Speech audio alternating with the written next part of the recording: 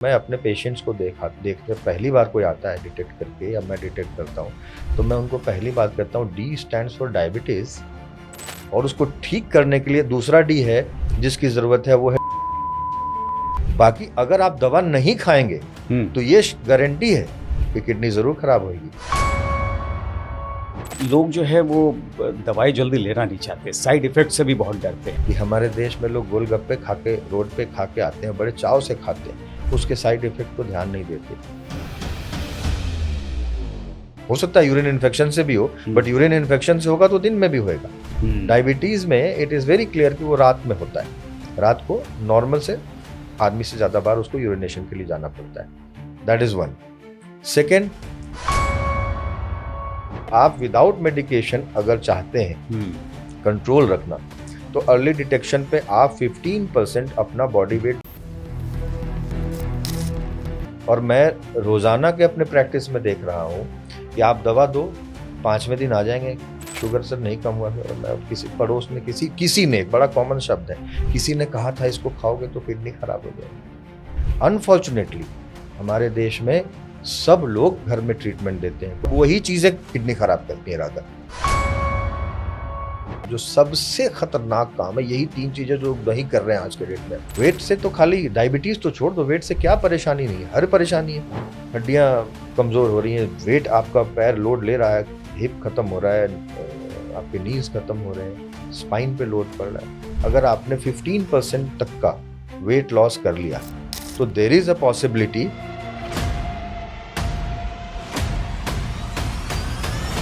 और इंसुलिन लेना जो है वो कई बार ये ज़रूरी होता है। ये कब ज़रूरी होता है और कब इसकी ज़रूरत नहीं होती? अगर मुझसे पूछेंगे तो कोई भी ओरल मेडिकेशन से ज़्यादा बेहतर है इंसुलिन। आयुर्वेद, मैंने नहीं कहा कि आयुर्वेद में इलाज नहीं हो सकता। घरेलू नुस्खों में क्वेश्चन मार्क है। एलोपैथ इंस्टेंट रिजल्ट दिखाता है, आयुर्वेद या कोई भी दूसरी थेरेपी में टाइम लगता है, लेकिन एक्सपेरिमेंट नहीं कि भाई मैं इसको बिल्कुल ही छोड़ दूंगा और उसको शुरू करूंगा। तो इस एक्सपेरिमेंट में कई लोग डायलिसिस में पहुंच चुके हैं।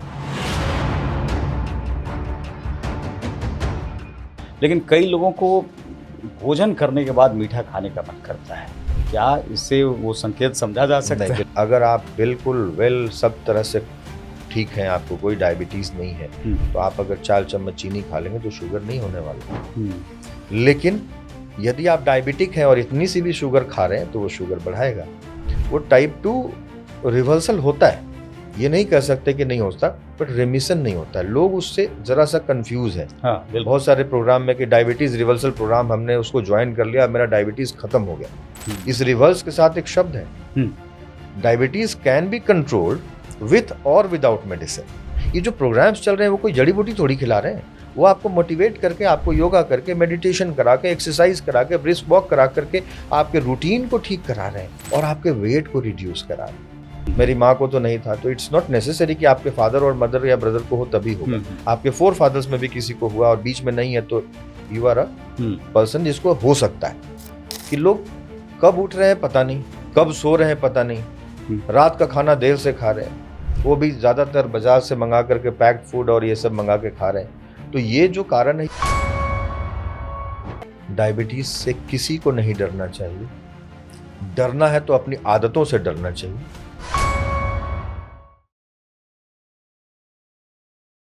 नमस्कार, आप देख रहे हैं केके अनफिल्टर्ड। मैं हूं आपके साथ करुण कुमार। आज हम बात करेंगे एक ऐसी बीमारी की जिसे मदर ऑफ ऑल डिजीजेस कहा जाता है। यानी एक ऐसी बीमारी जो अगर किसी को जकड़ ले तो वो उसके कई अंगों को, उसके शरीर के कई अंगों को एक साथ प्रभावित करती है। जी हाँ, हम बात कर रहे हैं डायबिटीज की, यानी शुगर की बीमारी की। और इस पर बात करने के लिए हमारे साथ मौजूद हैं diabetes specialist doctor Amit Kumar, जो कई बड़े बड़े अस्पतालों में 25 वर्षों से मरीजों का इलाज करते रहे हैं। बहुत बहुत स्वागत है हमारे कार्यक्रम में डॉक्टर अमित। नमस्कार।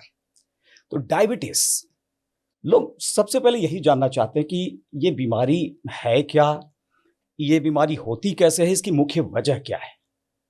देखिए, सबसे पहले मैं ये कहना चाहूँगा कि डायबिटीज़ जो है, अगर आप ओवरऑल देखेंगे तो जैसा आपने कहा कि ये मदर ऑफ ऑल डिजीज़ है, तो मदर ऑफ ऑल डिजीज इसलिए कहते हैं कि इससे बहुत सारी बीमारियां इसकी वजह से हो जाती, जो जैसे किडनी का प्रॉब्लम हो गया, नर्व्स का प्रॉब्लम हो गया, आईज का प्रॉब्लम हो गया, हार्ट का प्रॉब्लम हो गया, पेट का प्रॉब्लम हो गया। There are lots of things, बहुत सारी चीज है जो इसकी वजह से होती है, इसलिए इसको मदर ऑफ ऑल डिजीज आप कहते हैं। अब आपने एक प्रश्न किया कि डायबिटीज कैसे होता है। डायबिटीज होने के पीछे सबसे पहला तो कारण है कि हमारे पैनक्रियाज के अंदर जो बीटा इंसुलिन सिक्रीट होता है, बीटा सेल्स जिससे इंसुलिन सिक्रीट होता है, तो वो इंसुलिन हमारे शरीर में या तो बनना कम हो जाए या उसका माल फंक्शन हो उस बीटा सेल्स का, जिसकी वजह से हम इसको कंट्रोल करने में, बैलेंस करने में पूरी तरह से ये ना हो, तो उस वजह से होता है। अब इसके पीछे बहुत सारे कारण हैं जो हमारे मुख्य कारणों में अगर देखेंगे तो लाइफस्टाइल की वजह से सबसे अधिक देखा गया है, इसलिए इसको लाइफस्टाइल डिजीज भी कहते हैं। लेकिन जेनेटिक भी होता है। वही जेनेटिक, मैं सबसे पहले इसको अगर वैसे देखेंगे तो ये जेनेटिक है। अच्छा, है ना, क्योंकि आप देखेंगे कि कई लोग बोलते हैं मेरे पिताजी को तो नहीं था, मेरी माँ को तो नहीं था, तो इट्स नॉट नेसेसरी कि आपके फादर और मदर या ब्रदर को हो तभी होगा। आपके 4 फादर्स में भी किसी को हुआ और बीच में नहीं है तो यू आर अ पर्सन जिसको हो सकता है, और ये तो एक कारण है ही है। बट उसके साथ सबसे बड़ा कारण देख रहे हैं आज की लाइफस्टाइल। इसलिए आज के डेट में हर घर में आप देखेंगे कोई ना कोई सदस्य उसका डायबिटिक हो रहा है, और इसमें उम्र भी कोई मायने नहीं रख रही है। इनफैक्ट अब तो यंग एज में ये शुगर बहुत ज्यादा हो रहा है।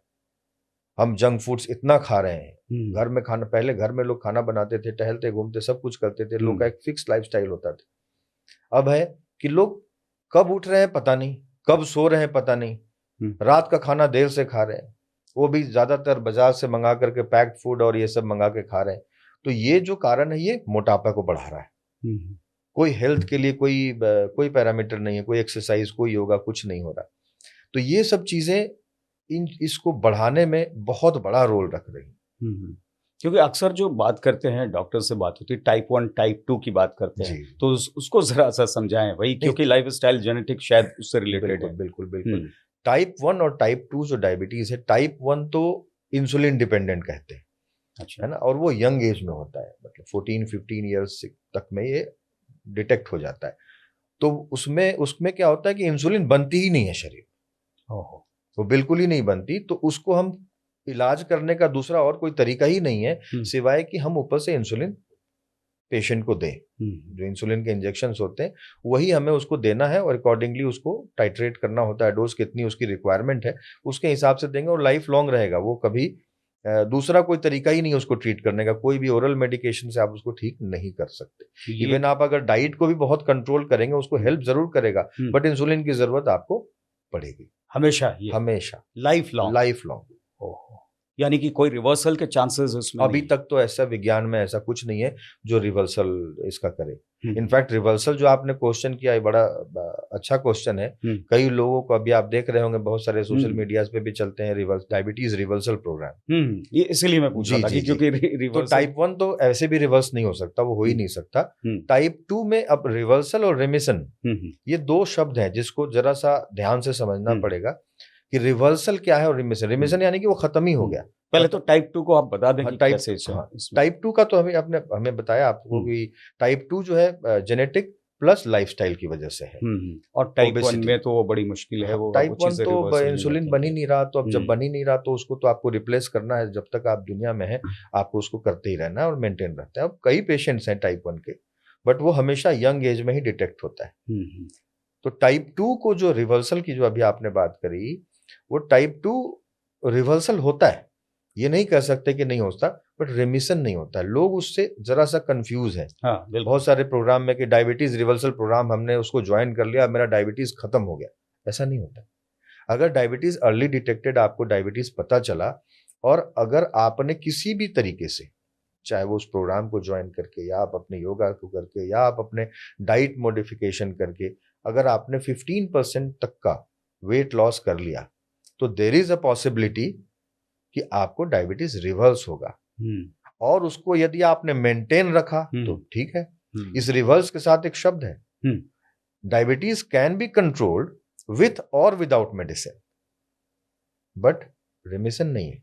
अच्छा। तो इसी को रिवर्सल कह सकते हैं आप, कि आप विदाउट मेडिकेशन अगर चाहते हैं कंट्रोल रखना, तो अर्ली डिटेक्शन पे आप 15% अपना बॉडी वेट जो निकाला गया है निष्कर्ष इसका, अगर आपने इनिशियली कम कर लिया तो और उसको मेंटेन रख लिया, तो आप प्री डायबिटिक या नॉन डायबिटिक स्टेज में आ जाते हैं।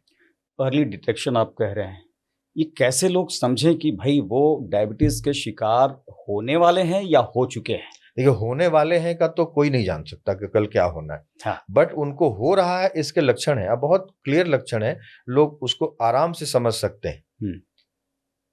नहीं, कैसे कोई कुछ मार्जिन पे पहुंचते हैं कि वो शुगर वो उस मार्जिन पे पहुंच गए हैं, अगर यहाँ पर उन्होंने सावधानी नहीं बरती? नहीं, वो तो लैब टेस्ट है। हाँ। आप अपने डॉक्टर से मिले, वो टेस्ट कराएंगे, जैसे HbA1c करा लिया, ब्लड शुगर, फास्टिंग BP करा लिया, उससे वो डिटेक्शन होता है। तो वो तो आप नहीं डिसाइड कर पाएंगे, वो डॉक्टर ही करेंगे। लेकिन आपको जो लक्षण आएंगे जिसपे आप जाके डॉक्टर से मिल सकते हैं कि मुझे ये सब परेशानी है, वो लक्षण जानना बहुत जरूरी है। जैसे रात को यूरिन का बार बार आना, रात को देखेंगे नॉर्मली आदमी जाता है, फ्रेश हुआ, सोया और फिर सुबह ही उठता है, बट डायबिटिक जो होते हैं उनको रात को यूरिनेशन ज्यादा होता है। कितने घंटे के अंदर? कोई जरूरी नहीं। रात में अगर कोई बोल रहा है कि 2-3 बार उसको उठ के यूरिन पास हो रहा है, तो इट मीन्स कि there is a alarm. Okay. उस अलार्म को आपको ध्यान देना पड़ेगा कि व्हाई इट इज गोइंग। हो सकता है यूरिन इन्फेक्शन से भी हो, बट यूरिन इन्फेक्शन से होगा तो दिन में भी होएगा। डायबिटीज में इट इज वेरी क्लियर कि वो रात में होता है। रात को नॉर्मल से आदमी से ज्यादा बार उसको यूरिनेशन के लिए जाना पड़ता है। That is one. सेकेंड, प्यास बहुत लगना। जबान जैसे जीभ जो है, वो जीभ सूखती है, तो जीभ अगर सूख रही है और आपको प्यास ज्यादा लग रहा है बार बार, तो आप वो भी एक अलार्म है। ओके। वेट लॉस हो रहा है बिना रीजन का। अच्छा। आप अपना सब कुछ कर रहे हैं बट आपका वेट लॉस होता चला जा रहा है, तो वो भी एक पॉइंट है जिससे आपको ध्यान देना चाहिए। कोई भी ऐसा अनयूजुअल जो आप नॉर्मल से अलग फील कर रहे हैं, इसीलिए आजकल वैसे अवेयरनेस है लोगों में। आजकल देखेंगे कि कई लोग वैसे ही घूमते फिरते हैं हमारे क्लिनिक में आते हैं, डॉक्टर साहब ये मैंने सारे टेस्ट करा लिए, ऐसे ही फुल बॉडी चेक कराया है, उसमें कुछ है क्या? तो उसमें आप देखेंगे कई लोगों को निकल जाता है। कई लोगों को ऐसे लक्षण आते हुए उसको बहुत नॉर्मल लेके चलते हैं कि रात को यूरिन हो गया, कोई बात नहीं, हो गया होगा, बट ऐसा है नहीं। अगर आप इन चीजों पे ध्यान दें, और वैसे ही क्योंकि अभी भी मोर देन 50% जो डायग्नोसिस होती है वो एक्सीडेंटल डायग्नोसिस। आप आए थे किसी और चीज के लिए, शुगर डॉक्टर ने चेक कर लिया, लो जी आपको शुगर है। तो वैसे लोग जिनके ऊपर के जनरेशन्स में किसी को डायबिटीज है या उनके ब्रदर सिस्टर किसी को भी है, तो वैसे ही उनकी घंटी हमेशा बजी रहेगी। उनको ध्यान रखना है अच्छा कि मुझे ऐसी रूटीन चेकअप में हमें बीच बीच में एक बार साल में या 6 महीने में चेक करके देखते रहना चाहिए। खास तौर पे ओबीज लोगों को तो जरूर। तो आप कह रहे हैं कि वजन कम होना ये भी खतरे की घंटी है अचानक शुरुआत में ना, और वजन बढ़ जाना ये भी। वजन बढ़ जाना, अगर किसी को बहुत वजन बढ़ रहा है तो ऑब्वियस है ना कि वो खा के बढ़ा रहा है, ऐसे तो नहीं बढ़ा रहा है। कोई आदमी बिल्कुल नहीं खा रहा है और बिल्कुल बहुत मेहनत कर रहा है, उसका वजन बढ़ रहा है, ऐसा तो होता नहीं। तो जिसने अपना वजन बढ़ाया है, ओबीज जो है, तो जो बढ़ाया है, डिपॉजिट्स हो रहे हैं, डिपॉजिट्स तो हर चीज को कहीं ना कहीं नुकसान दे रहा है, उसमें डायबिटीज का एक कारण उसकी उत्पत्ति वहीं से हो जा रही है। टेस्ट की बात अभी आप कर रहे थे, कौन कौन से टेस्ट जो है वो जनरली लोगों, क्योंकि लोग कहते हैं भाई हम क्या क्या टेस्ट कराए, बहुत सारी चीजें। अगर आप सिर्फ डायबिटीज की बात करें, अगर सिर्फ डायबिटीज की बात करें साहब, तो अगर आज के डेट में मैंने जैसा कहा कि हर घर में किसी न किसी सदस्य को डायबिटीज निकल ही जा रहा है, खुद के घर में नहीं तो भाई के घर में, बहन के घर, किसी को, सबके घर में ग्लूकोमीटर होता है साहब। होता ही है आज के डेट में, बाई चांस होता ही है। आप कुछ ना करें, आप ग्लूकोमीटर से खुद ब खुद वैसे ही चेक कर ले, कभी खाली पेट कर लिया, कभी खाने के बाद रैंडम कभी कर लिया। अगर आपको लग रहा है कि खाली पेट करा, अरे यार तो हमारा 110, 120, 125 या कुछ भी है, मैंने 100 से ऊपर जा रहा है, 90 से 110 मानते हैं ना खाली पेट में, अब उससे ऊपर कहीं जा रहा, तो एक अलार्म तो बज चुका है। You go and meet your doctor, ask him कि व्हाई इट इज सो। तो फिर और भी टेस्ट होते हैं, इसमें HbA1c टेस्ट होता है जो हमें 3 महीने का रेशियो बताता है। अच्छा, वो जरूर करवाना चाहिए। अगर आपने घंटी बजी है, आप दिखाओ, तो आपको तुरंत करा लेना चाहिए। और अगर बढ़ा हुआ है तो you have to accept it कि यू आर डायबिटिक। और एक जो जनरल टेस्ट होते हैं जो लोग अक्सर जाकर करा लेते हैं, बोलते हैं कि खाली पेट कराना चाहिए, कोई है कि रैंडम टेस्ट जो है वो, तो ये सब क्या है टेस्ट के? नहीं, बहुत सारे टेस्ट होते हैं जो बॉडी में, उसके सैंपल्स हमेशा खाली पेट में लेते हैं। लेकिन शुगर के लिए जो टेस्ट कर रहे हैं अपन, HbA1c, आप किसी भी टाइम जाके दे सकते हैं। अब अगर आप फास्टिंग शुगर चेक कर रहे हैं, तो फास्टिंग शुगर चेक करने के लिए तो आपको फास्टिंग रहना है। But HbA1c is a very good parameter, आप उससे चेक कर सकते हैं। और HbA1c किसी भी वक्त आप सैंपल दे सकते हैं, उसके लिए कोई खाया हो ना खाया हो, क्योंकि वो 3 महीने का रेशियो बताता है। अच्छा, कल का और आज का नहीं बता। लोग जो है वो दवाई जल्दी लेना नहीं चाहते, साइड इफेक्ट से भी बहुत डरते हैं, ऐसे लोगों को आप क्या सलाह देना चाहेंगे? इस पे बहुत बढ़िया जोक भी कहा गया है कि हमारे देश में लोग गोलगप्पे खा के रोड पे खा के आते हैं, बड़े चाव से खाते हैं, उसके साइड इफेक्ट को ध्यान नहीं देते, जबकि सभी को पता है। या वो रोड छाप जो अपने भी गंदे पकौड़े वकौड़े तल रहे हैं, सब खा रहे हैं, समोसे खा रहे हैं, उसकी साइड इफेक्ट को कोई नहीं पूछ रहा। डायबिटीज की दवाई बहुत कॉमन है, और मैं रोजाना के अपने प्रैक्टिस में देख रहा हूँ कि आप दवा दो, 5वें दिन आ जाएंगे शुगर सर नहीं कम हुआ। मैं किसी पड़ोस ने किसी ने, बड़ा कॉमन शब्द है, किसी ने कहा था इसको खाओगे तो किडनी खराब हो जाएगी। तो ये ऐसा होता नहीं है साहब। जब डायबिटीज की ओरल मेडिकेशन की अगर हम बात करें तो अलग अलग ग्रुप्स की दवाइयां हैं। कुछ दवाइयां हैं जो इस पैरामीटर में नहीं देते हैं, कुछ दवाइयां इस पैरामीटर, किसी मान लीजिए किसी का लीवर फंक्शन डिजीज है या किसी को पैनक्रेटाइटिस है तो वो वाली दवाई नहीं, ये वाली दवाई चलेगी, तो वो तो डॉक्टर को पता होता है। बाकी अगर आप दवा नहीं खाएंगे तो ये गारंटी है कि किडनी जरूर खराब होगी। जैसा हमने शुरुआत में कहा कि ये मदर ऑफ ऑल डिजीज, यानी कि किडनी, लंग तो नहीं डायरेक्टली कहेंगे, but kidney, heart, eyes, nerves, ये जो 4 कॉमन है, नेफ्रोपैथी, रेटिनोपैथी, न्यूरोपैथी, है ना, तो ये सब जो चीजें हैं ये तो होने ही होने हैं। अगर हमने कंटिन्यूअस को डायबिटीज को कंट्रोल नहीं किया तो ना खाने से ये होगा, खाने से तो होता ही नहीं है। खाने से कैसे होएगा? खा के आप उसको कंट्रोल कर रहे हो ना साहब। क्योंकि दवाई लेते हैं तो लोगों को लगता है कि ये तो लाइफ लॉन्ग जिंदगी भर खानी पड़ेगी। तो क्या ऐसा होता है या फिर बीच में बंद भी कर सकते हैं? जैसा कि आपने कहा कि अगर आपने लाइफ स्टाइल को चेंज किया तो शायद आप अपने जो संतुलित आहार और योगा, मेडिटेशन और जो एक्सरसाइज है शायद उससे कंट्रोल कर सकते हैं, दवाई की जरूरत ना पड़े। बिल्कुल कर सकते हैं। इसको मैंने पहले भी कहा कि diabetes can be controlled with और विदाउट मेडिसिन। तो जैसे मैं अपना बता रहा हूँ, मैं अपने पेशेंट्स को देखते पहली बार कोई आता है डिटेक्ट करके या मैं डिटेक्ट करता हूँ, तो मैं उनको पहली बात करता हूँ, डी स्टैंड्स फॉर डायबिटीज, और उसको ठीक करने के लिए दूसरा डी है जिसकी जरूरत है, वो है डिटर्मिनेशन। डिटर्मिनेशन किस चीज के लिए? अगले डी के लिए, कि आप अपने डाइट को क्या लेंगे। उसके बाद तीसरा डी है ड्रग, जो दवाई क्या लेंगे, किसके कहने से लेंगे? अगला डी, डॉक्टर के कहने से लेंगे। सलाहकार आपका वही होगा जो आपको ट्रीट कर रहा है, जिसको मान्यता है कि वो डायबिटीज या किसी बीमारी को ठीक करे। अनफॉर्चुनेटली हमारे देश में सब लोग घर में ट्रीटमेंट देते हैं। कोई बोलेगा ये खा लो, ये मत खाओ, इससे तो ये हो गया, मैं जबकि कोई एविडेंस नहीं है, कोई रिसर्च उनके पास नहीं होता है, लेकिन बोल देंगे ये फला वाली बूटी खा लो ठीक हो जाएगा, फला वाली ये खा लो ठीक हो जाएगा। अब वही चीजें किडनी खराब करती है राधा, जहां तक मैं कह सकता हूँ।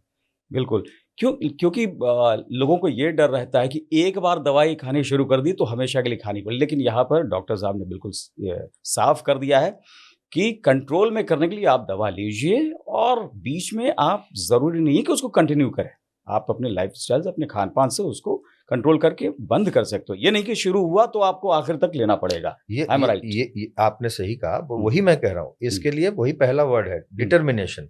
डिटर्मिनेशन अगर आपने अपने खान पान और अपने व्यायाम पे आपने सही में ध्यान दिया तो ऐसे एक नहीं कई हैं। ये जो प्रोग्राम्स चल रहे हैं वो कोई जड़ी बूटी थोड़ी खिला रहे हैं, वो आपको मोटिवेट करके, आपको योगा करके, मेडिटेशन करा के, एक्सरसाइज करा के, ब्रिस्क वॉक करा करके आपके रूटीन को ठीक करा रहे हैं और आपके वेट को रिड्यूस करा रहे हैं। अगर आपने कार्बोहाइड्रेट ले लिया ज्यादा तो ऑब्वियस है ना कि वो जो शुगर ही बनेगा अंदर, तो वो आपके डाइट को बैलेंस करते हैं कि कार्ब को कम कीजिए, प्रोटीन को बढ़ाइए। और इंसुलिन लेना जो है वो कई बार ये जरूरी होता है, ये कब जरूरी होता है और कब इसकी जरूरत नहीं होती? इंसुलिन लेना, जैसे डायबिटीज मैंने कहा टाइप 1, तो टाइप 1 में तो इंसुलिन ही लेना है, कोई ऑप्शन ही नहीं, इंसुलिन बनती नहीं है। टाइप 2 में भी बहुत सिंपल है, जैसे बाकी ओरल मेडिकेशंस हैं वैसे ही एक इंसुलिन भी है। अगर मुझसे पूछेंगे तो कोई भी ओरल मेडिकेशन से ज्यादा बेहतर है इंसुलिन, तो कोई साइड इफेक्ट नहीं है, कोई नुकसान नहीं है। ह्यूमन इंसुलिन बोलते हैं उसको, तो उसका कोई नुकसान नहीं है। लेकिन ठीक है, अब हमारी माइंडसेट है हमारे देश में कि इसमें तो इसको सुई चुभेगा, जबकि अब वो सुई भी पेन से लोग लगाते हैं, वो चुभता उभता नहीं है। लेकिन ठीक है, तो कोई जरूरी नहीं है कि ले। तो डोज जो है, हम लोग जब कोई पेशेंट को ट्रीट करते हैं तो इनिशियली हम लोग डोज को टाइट्रेट करते हैं ना, कितने की जरूरत है। अब उसके बाद भी पेशेंट ना माने भाई, वो खाना खाएगा ही, पिज्जा खाएगा ही, बर्गर खाएगा ही और दम भर के सोएगा। और आजकल तो अल्कोहल भी बहुत बड़ा रोल रख रहा है, हर आदमी को शौक हुआ है। तो आदमी अपनी लाइफस्टाइल में अगर मॉडिफिकेशन बिल्कुल ही नहीं करेगा तो आप एक लिमिट तक तो ही ओरल मेडिकेशंस पे जाओगे, फिर लास्ट में आप उसको रिप्लेस करोगे इंसुलिन से। That's it. कुछ लोग कहते हैं कि नहीं, बहुत कम अमाउंट में हम अल्कोहल ले रहे हैं तो शायद उसका असर ना हो, उसको लेकर क्या मिथ है वो भी, क्योंकि बहुत सारे लोग जो है वो कंज्यूम करते हैं इसे। सर देखिए, तो इस बात का जवाब इस क्वेश्चन में ही इसका आंसर है, जिसके लिए किसी डॉक्टर के कहने की जरूरत नहीं है। Alcohol is injurious for health, चाहे वो 1 ml हो चाहे वो 200 ml हो। तो उसके बारे में तो कोई भी है, मैं एज ए डॉक्टर तो कह ही नहीं सकता ना कि आप 30 ml ले रहे हो तो इससे आपको नहीं होएगा, 60 लोगे तो पक्का होगा। ऐसा थोड़ी होता है, ऐसा नहीं होता। अल्कोहल किसी भी रूप में खराबी करता है, चाहे वो हल्का हल्का करे या ज्यादा ज्यादा करे। डायबिटीज कंट्रोल करने में आयुर्वेद घरेलू नुस्खे असरदार हैं क्या? क्योंकि आप कह रहे थे कि भाई लोग तो घर में ही इलाज करने के मूड में आ जाते हैं। नहीं, तो ये सवाल ये जरा दूसरा प्रश्न है। आयुर्वेद, मैंने नहीं कहा कि आयुर्वेद में इलाज नहीं हो सकता, मैंने कतई नहीं कहा कि नहीं। घरेलू नुस्खों में क्वेश्चन मार्क है, और वो क्वेश्चन मार्क ये है कि आप घरेलू नुस्खे दे क्या रहे हैं, क्या आपको उसका ज्ञान है। जैसे मान लीजिए किसी एक सज्जन को डायबिटीज है, अब मैंने बोला रुक जा, मैं अभी ला रहा हूँ आलू का ना पकोड़ा है, उसके ऊपर कुछ लगा के दूंगा, उससे तेरा ठीक हो जाएगा, तो वो तो इलाज नहीं है ना। आयुर्वेद में तो भाई, आयुर्वेद तो जैसे मदर ऑफ ऑल डिजीज हम लोग कहते हैं, डायबिटीज को ऐसे मदर ऑफ ऑल जितने भी ट्रीटमेंट है कहीं ना कहीं आयुर्वेद से ही है, तो उसको अपन नहीं डिनाई कर सकते, वो है। अच्छा, लेकिन जो बंदा उसके लिए क्वालिफाइड है, आप उससे राय लोगे ना। वो अगर कह रहा है तो आप पैरेलल अपना ट्रायल जरूर लेना चाहिए। हाँ, एलोपैथ में एक अच्छी बात क्या, जो हम एलोपैथ की प्रैक्टिस करते हैं तो हमें लगता है एलोपैथ इंस्टेंट रिजल्ट दिखाता है। आयुर्वेद या कोई भी दूसरी थेरेपी में टाइम लगता है। मैं उसको ये नहीं कह सकता कि वो नहीं करेगा। तो अगर आप आयुर्वेद ले रहे हैं, मैं अपने पेशेंट्स को ये कहता हूं, आप कोई भी वेद को यूज कीजिए, हमें कोई दिक्कत नहीं, हमारी दवाई ले लें। जैसे फॉर एग्जाम्पल किसी का शुगर फास्टिंग में 200 है, मैंने उसको दवाई दी, फॉर एग्जाम्पल हमने एक दवाई XYZ कोई भी दिया, मेटफॉर्मिन दिया फॉर एग्जाम्पल, कोई भी ग्रुप का दवाई दिया। अब वो चाहते हैं, ऐसे कई पेशेंट होते हैं कि सर मैं इसको छोड़ के मैं चाहता हूं आयुर्वेद से ट्रीटमेंट। आप बिल्कुल करो, बट उसको टाइट्रेट करो। हमने मान लीजिए 1 ग्राम दिया है और आपका शुगर आ गया 120, 200 था 120, और बल उतने से इतना नहीं आता, मैं एक एग्जाम्पल के तौर पे कह रहा हूं, और आपने आयुर्वेद की दवा या कोई भी दूसरी थेरेपी शुरू करी, आप उसको भी चालू रखो। अब उसमें क्या है कि अगर आपका लग रहा है कि अरे अब तो ये मेरा हाइपो में जा रहा है, मेरी दवाई की लिमिट थी 120 तक, लेकिन आप तो 70 पे पहुंच गए, तो आपको उसकी ख्वाहिश है, आप बिल्कुल मेरी दवाई को कम करते जाओ और उसको बढ़ाते जाओ, जो भी आपका सिस्टम है। उसके बावजूद अगर आपका शुगर वेल कंट्रोल्ड है, यू कंटिन्यू विद दैट, धीरे धीरे आप, लेकिन एक्सपेरिमेंट नहीं कि भाई मैं इसको बिल्कुल ही छोड़ दूंगा और उसको शुरू करूंगा। तो इस एक्सपेरिमेंट में कई लोग डायलिसिस में पहुंच चुके हैं। इसका तो ध्यान रखना चाहिए। लेकिन कई लोगों को भोजन करने के बाद मीठा खाने का मन करता है, क्या इससे वो संकेत समझा जा सकता है? बिल्कुल नहीं। देखिए, ये एक सिंपल थ्योरी है। जब हम खाना खाते हैं, खास तौर पे आप देखेंगे लंच के टाइम में, ब्रेकफास्ट में नहीं होएगा, लंच में खाते हैं। अब इंडियन फूड्स में चावल वावल सब बहुत बहुत अच्छे से लोग पेट भर के खाते हैं। जब आप पेट भर के खाते हैं ना, तो आपका ये जो कंप्यूटर है, यहाँ से सिग्नल जाता है कि यहाँ पर सर्कुलेशन बढ़ाओ, क्योंकि यहाँ पर अभी जरूरत है इस चीज की, एक्टिव होना है पेट की तरफ। तो जो पेरिफेरी है उससे सर्कुलेशन इधर की तरफ बढ़ता है, तो आपको जरा सी सुस्ती आती है। अब आपने हल्का सा कुछ मीठा लिया तो एनर्जी दिया ना, तो सर्कुलेशन को जरा बढ़ाया, तो उससे आपको अच्छा लगता है फील।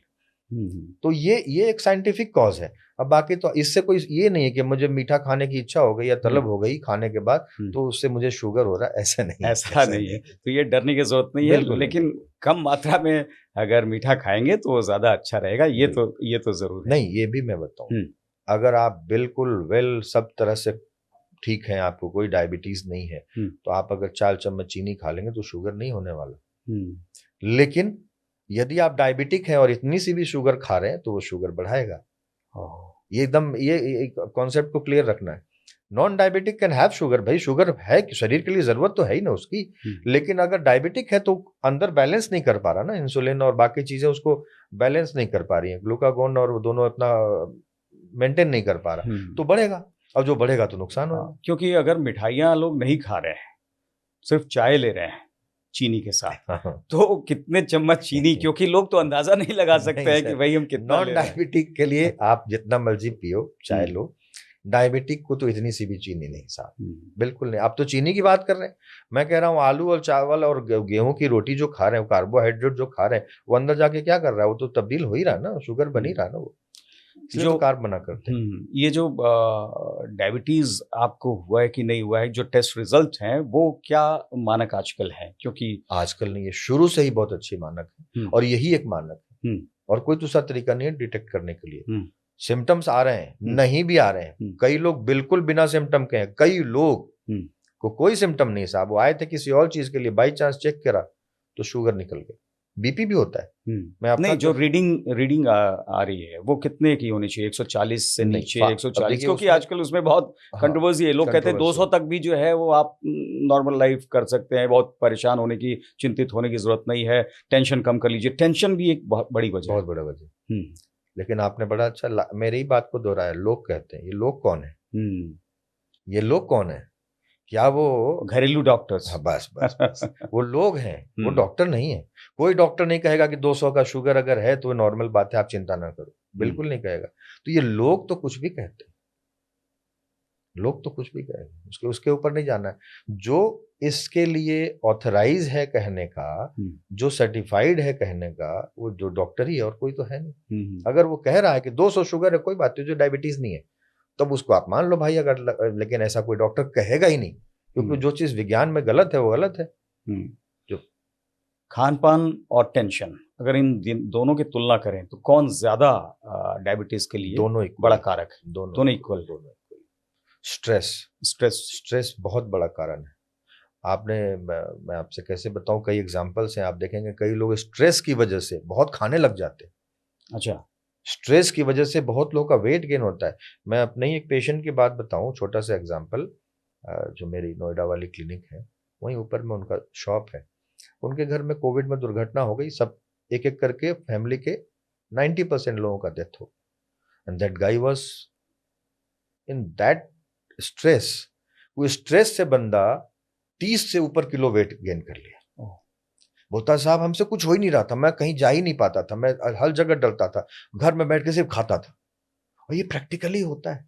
अब उसको डायबिटीज तो होएगा ना साहब, इस तरह से खाओगे, वेट बढ़ाओगे तो। मैंने आपको पहले क्या कहा, डायबिटीज रिवर्सल का पहला पैरामीटर ही है ना, वेट रिडक्शन। अब तो बहुत सारी दवाइयां आ गई हैं, आप देख रहे हैं, जो सिर्फ ओबेसिटी के लिए काम कर रही हैं, और प्रूफ दवाइयां हैं, और अच्छा वेट रिडक्शन हो रहा है।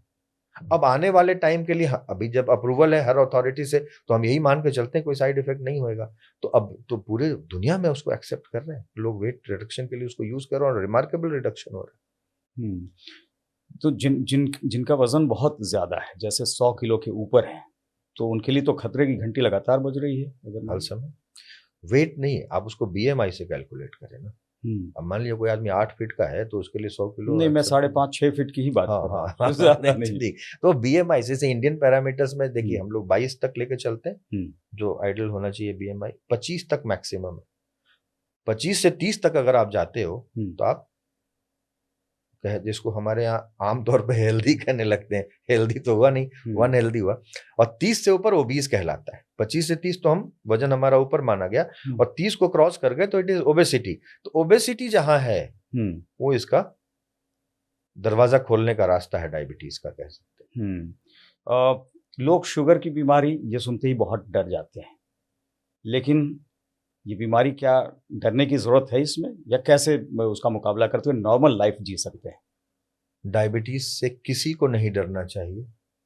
डरना है तो अपनी आदतों से डरना चाहिए, क्योंकि डायबिटीज का ऐसी कोई बीमारी नहीं साहब। अगर आप उसको खुद से, जैसा मैंने कहा, डिटर्मिनेशन, अगर आप डिटर्मिनेशन है आप में कि आप उसको ठीक करेंगे, तो चुटकी में ठीक रहता है। और मैं अपने हर पेशेंट्स को कहता हूँ, डायबिटीज को आप इतनी आसानी से कंट्रोल कर सकते हैं, बस अपने डॉक्टर से नियमित मिलें, या व्यायाम करें, योगा करें, कंट्रोल में रखें। अगर आप कंट्रोल में रखेंगे, अगर भगवान ने आपकी आयु 250 साल रखी है स्वस्थ रहने के लिए, एक बात की बात कह रहा हूं, तो आप वैसे ही स्वस्थ रहेंगे। लेकिन ये तो जिंदगी तनाव भरी है, लोग जो है तनाव ले लेते हैं, इंपोर्ट कर लेते हैं अननेसेसरी। तो उसको कैसे कंट्रोल किया जा सकता है? क्योंकि आप सिर्फ मेडिसिन की अगर बात करेंगे तो ये तो एग्जैक्टली जो डॉक्टर का काम है वो है, लेकिन शायद आप लोग साइकोलॉजिकली भी ट्रीट करते हैं, ये कहा जा सकता है। डायबिटीज को ट्रीट करने का पहला चरण ही यही है साहब, कि डायबिटीज को ट्रीट करने के लिए पहले काउंसलिंग की जरूरत होती है। आप डायबिटीज, कोई आया डॉक्टर साहब ये रिपोर्ट है और हमने दवाई लिख दी, तो वो ट्रीटमेंट कभी सक्सेसफुल नहीं। आप पहले उसको 10 मिनट काउंसलिंग करें, what happened to you and why it happened, what to do, what not to do. अगर आपने उसको सही से समझा दिया और मरीज ने समझ लिया आपकी बात को या मान लिया, तो उसको ठीक होने से कोई नहीं रोक सकता और वो ठीक ही रहेगा सर। कई हैं मरीज कि साहब मुझे और दवाई दे दो, लेकिन मेरे से खाना के बिना नहीं रह सकता, मैं बहुत फूडी हूँ, ये वर्ड, मैं बहुत फूडी हूँ। तो भाई फूडी है तो लेते रहिए दवाई, अब मैं आपको समझा ही तो सकता हूँ, उसका तो कोई इलाज नहीं है। अदरवाइज डायबिटीज डरने की कोई चीज नहीं, डरने की कतई कोई चीज नहीं, अगर आपने उसको कंट्रोल रखा है। एक खबर मैंने कहीं देखी थी कि जो इंसुलिन की जगह फिर ओरल यानी इंजेक्शन की जगह एक ओरल दवा आ रही है। रिसर्च चल रहा है सर। वैसे तो गूगल पे पढ़ेंगे तो बहुत सारे ऐसे फेक इंफॉर्मेशन आ रहे हैं, लेकिन रिसर्च चल रही है और उम्मीद करता हूँ कि ये बहुत जल्दी आए। लोग के जैसे घरेलू डॉक्टर्स की बात हो रही थी, किसी की सलाह पर लोग बिना डॉक्टर को दिखाए वो जाकर और दवाइयाँ ले लेते हैं, क्या ये करना चाहिए? मैंने तो पहले कहा, ये किसी ने जो शब्द है हर इंसान के लिए खराब है और खतरनाक है। आप लोग तो सिर्फ सुनते हैं, हम तो रोजाना फेस करते हैं कि मैंने दवाई दिया और उसको किसी ने बोल दिया ये खाया तो फंस गया, तेरा किडनी पक्का, और उसमें एविडेंस भी दे देते हैं, मेरे फला चाचा और ताऊ किसी ने खाया था साहब, उनकी तो किडनी खराब हो गई, तो कभी मत खा। लोग बाग मान लेते हैं और वो अपनी किडनी खराब करके फिर जैसा मैंने कहा डायलिसिस यूनिट में आपको दिखते हैं, और तो कुछ है नहीं। सही। किसी इंसान को, किसी व्यक्ति को अगर डायबिटीज नहीं है, उसे डायबिटीज न हो आगे, उसके लिए आप क्या सलाह देते हैं? उसकी दिनचर्या कैसी होनी चाहिए? जैसे आपने एक्सरसाइज और सब कुछ अन्य चीजें अगर आप मुझसे पूछें तो अगर वो नियमित तौर पे योगा करें और खुद से ना करें, कोई ट्रेनर पकड़े, क्योंकि हर चीज के लिए लोग हैं जो सिखाते हैं। आप अपने से करेंगे तो आपको, मुझे ही नहीं पता कि मुझे ये सांस इधर से लेना है कि पहले बार इधर से खींचना है, नहीं पता, हर चीज की टेक्निकलिटी है। आप एक ट्रेनर पकड़े, उससे योगा जरूर सीखें और ब्रिस्क वॉक 45 मिनट्स का जरूर करें, चाहे आपको कोई बीमारी है नहीं। ये 2 काम करेंगे तो आप वैसे ही, आपको डॉक्टर की ही जरूरत नहीं पड़ेगी साहब बीमारी के लिए। अच्छा, संभाव ये पूरे दिन में एक बार अगर आप करें, क्योंकि कई लोग सुबह शाम की बात करते हैं कि अगर आप सुबह भी ये करें और शाम में भी करें, लोगों के पास इतना टाइम नहीं होता है आज के समय में। वीक में 3 to 4 डेज करें योगा नियमित तौर पे और एकदम पूरा ढंग से करें। ब्रिस्क वॉक लेकिन डेली एक बार, जिसका पैरामीटर हमने नहीं, विज्ञान ने डिसाइड करा है, शायद रिसर्च ने डिसाइड करा, 45 मिनट्स 45 मिनट्स का brisk walk, not normal walk.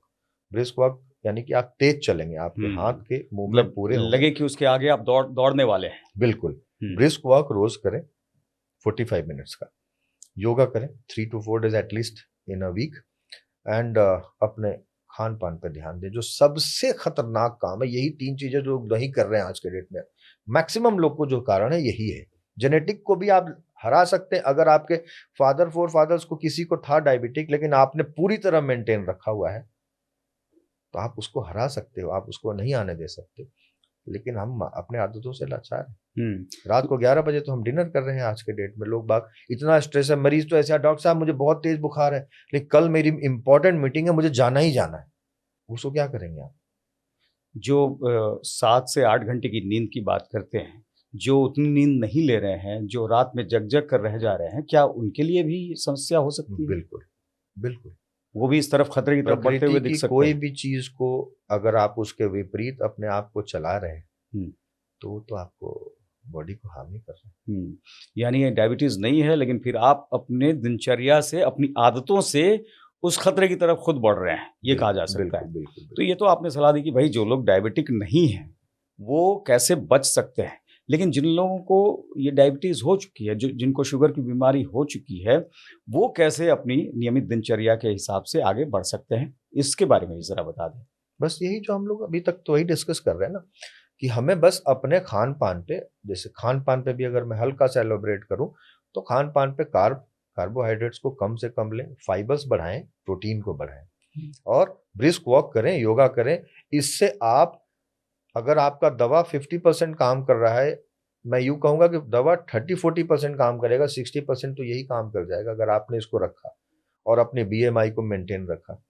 हम वॉक तो कर रहे हैं लेकिन मेरा वेट कम नहीं हो रहा, तो फिर उसके लिए बहुत सारी दवाइयां आई हैं। हम बहुत लोग होते हैं, उनका अपना शरीर, आप बहुत बहुत मेहनत कर रहे हैं लेकिन वेट रिडक्शन नहीं हो रहा, तो इन दैट केस आप ये जो दवाइयां आई हैं, नई नई बहुत अच्छी अच्छी दवाइयां आई हैं, आप उनका प्रयोग करें और अपना वेट रिडक्शन करें, फिर उसको मेंटेन कर लें। चलिए, इसके और अलावा अगर एक लिमिट से ज्यादा है हम्म, तो वो दवाइयां भी नहीं काम करेंगे, फिर आपको बैरेटिक सर्जरी ही काम करेगा वेट रिडक्शन। अच्छा, तो उस पे भी जाना चाहिए, नहीं जाना चाहिए, कि इस पे भी वो कई बार बिल्कुल जाना चाहिए। देखिए, हर चीज के एक्सपर्ट्स बैठे हैं और आपको अगर उन तक आप पहुंच रहे हैं और आपको उससे फायदा हो रहा है, लोग को हो ही रहा है और लोग करा भी रहे हैं, ऐसा नहीं। हाँ, जरा उससे लाइफ जरा कठिनाई हो जाती है सर्जरी के बाद, लेकिन करेंगे क्या, अगर छोड़ देंगे तो और सारी कठिनाइयां हैं। वेट से तो, खाली डायबिटीज तो छोड़ दो, वेट से क्या परेशानी नहीं है, हर परेशानी है।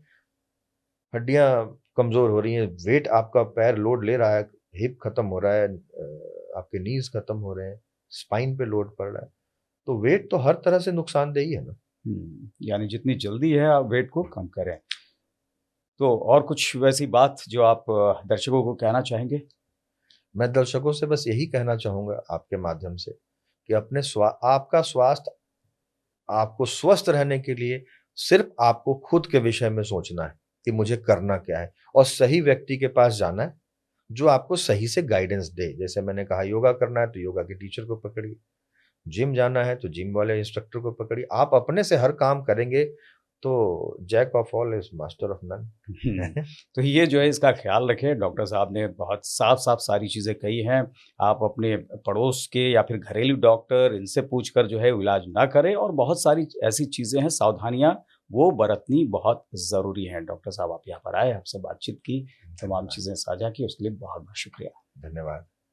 हमें भी खुशी हुई, आपके माध्यम से हमने आपके दर्शकों को अगर कुछ बता पाया हूं तो मेरे लिए अच्छी बात नहीं, है। ये बहुत उनके लिए लाभकारी रहेगा। बहुत बहुत शुक्रिया। Thank you.